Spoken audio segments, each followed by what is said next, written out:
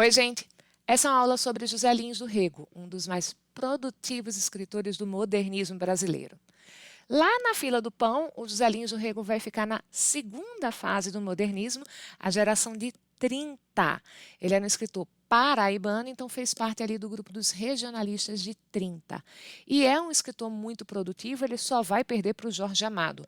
Foi um total de 12 romances publicados em 25 anos, então a média histórica é de um livro a cada 2 anos, mas o fato é que ele vai passar por um período em que ele está escrevendo um livro por ano. Então, assim, os 5 primeiros anos são praticamente um livro por ano, tá? E essa produção toda vai se concentrar em alguns temas centrais, e por isso, quando a gente faz o estudo, a gente organiza em ciclos temáticos. O primeiro grande ciclo, que ocupa os 5 primeiros livros, é o ciclo da cana-de-açúcar. Depois ele vai se dedicar ao cangaço. E aí essas obras são ciclos, porque ele vai acompanhar frequentemente um mesmo grupo de personagens ou um mesmo personagem em diferentes momentos da vida e como é que ele vai se relacionar com as estruturas sociais, históricas, econômicas, de onde ele está surgindo, que no primeiro caso, por exemplo, são os personagens que estão relacionados ao Engenho Santa Rosa, tá? Além disso, ele tem alguns romances que ele não retoma para aprofundar em outros momentos sobre outros pontos de vista, que são os romances que a gente considera independentes. O ciclo da cana-de-açúcar é o mais importante do José Lins do Rego. Metade de sua obra é a respeito dessa economia, dessa sociedade dos engenhos de açúcar do Nordeste. E ele começa esse ciclo com 3 romances que vão ter como protagonista Carlos, que é o futuro dono do engenho Santa Rosa. A gente vai acompanhar a formação do menino Carlinhos, a formação de um descendente ali da Casa Grande, até que quando ele vai se tornar esse herdeiro, ele vai encontrar a decadência dos engenhos da cana-de-açúcar. Então, primeiro a gente começa com a infância dele, em Menino de Engenho. A gente tem um período dos 4 aos 12 anos de idade. A obra começa com o Carlinhos indo morar com o avô por causa de uma tragédia pessoal, o feminicídio de sua mãe. O pai do Carlinhos vai assassinar a esposa e ele fica muito desequilibrado emocionalmente e mentalmente e vai ser internado em um hospital psiquiátrico.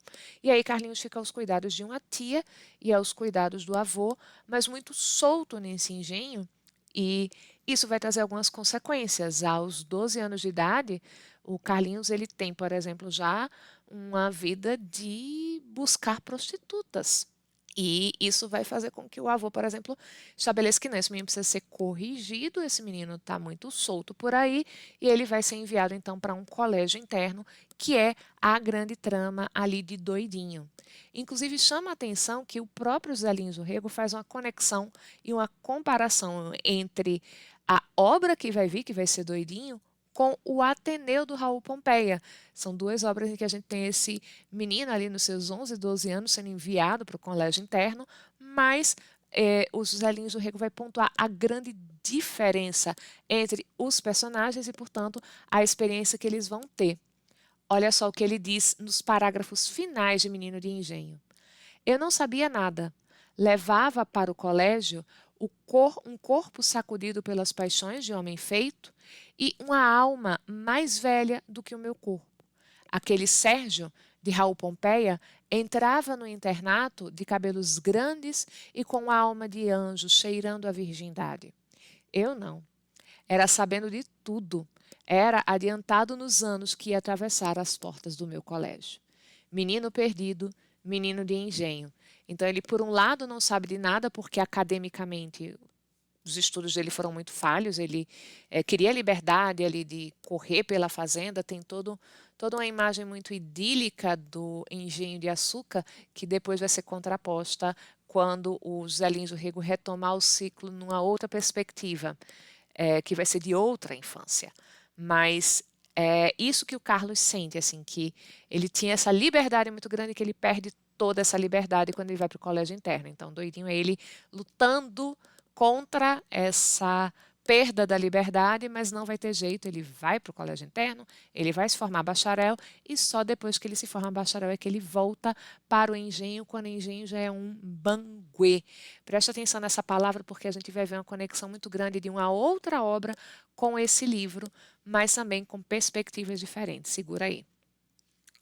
Bom, depois de fazer esse ciclo que mostra a formação da Casa Grande, do futuro herdeiro do engenho, os Zelinhos do Rego continua falando dessa perspectiva dos engenhos, mas a partir do ponto de vista dos trabalhadores de ganho, os trabalhadores de aluguel, aqueles que vão viver naquele regime semi-escravo em relação à terra.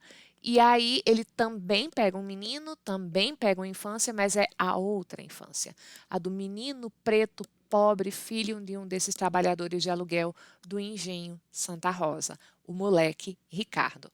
E a gente vai acompanhar ao longo do primeiro livro o amadurecimento e depois as andanças do moleque Ricardo, saindo do engenho Santa Rosa e conhecendo outras vivências e trabalho. E aí a gente tem o retorno dele para o engenho Santa Rosa no livro Usina, que vai falar da decadência da economia e da estrutura social dos engenhos por causa do advento das usinas. A grande diferença do engenho para a usina é o uso da máquina, tá?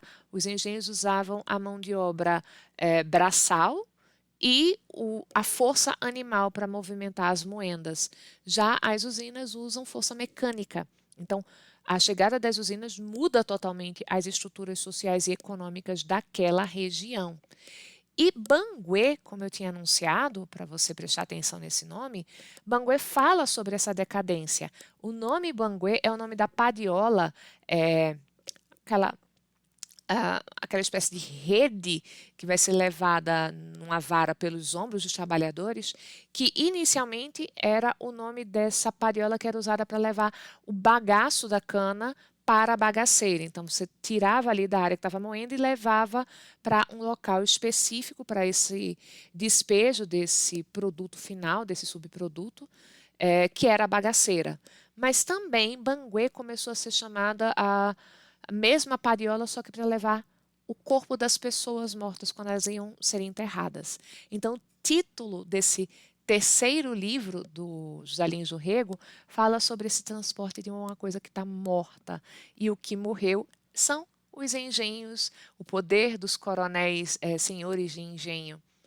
E esse é o tema do último livro que vai falar sobre a estrutura dos engenhos e da economia ali da cana-de-açúcar, centrada na figura do senhor de engenho, que é o Fogo Morto. Esse livro, Fogo Morto, foi escrito 7 anos depois, aliás, foi publicado 7 anos depois de Usina. E em relação a Banguê, ele tem uma diferença que é bem interessante. Em Banguê, a gente vê o herdeiro do engenho chegando para desfrutar desse poder que ele herdaria e que ele vê que não existe mais.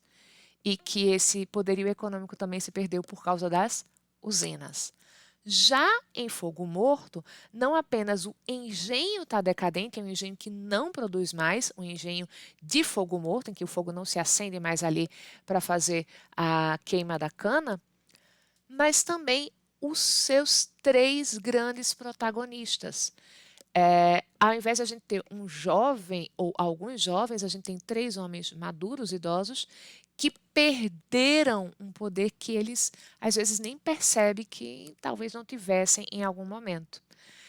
Esses personagens são o coronel Lula de Holanda, dono de um outro engenho chamado Santa Fé, não é o Santa Rosa, é outro engenho, Santa Fé. O major, o capitão Vitorino, que é uma figura ali quixotesca, bem dramática, mas também cômica. Ela é uma figura tragicômica, porque é alguém que acredita na força das leis, ele acredita que ele pode defender as pessoas, sendo que ele é um pobre coitado que é alvo de riso, por exemplo, até das crianças, tá?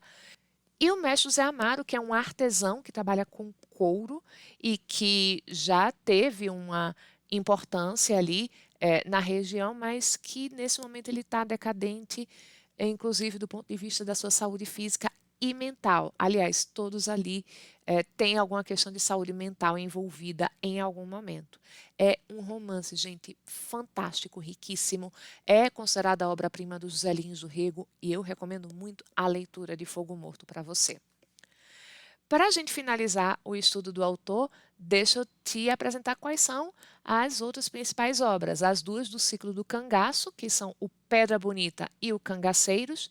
E aí tem uma crítica. Às vezes algumas pessoas dizem que o José Lins do Rego não é tão crítico como deveria ser.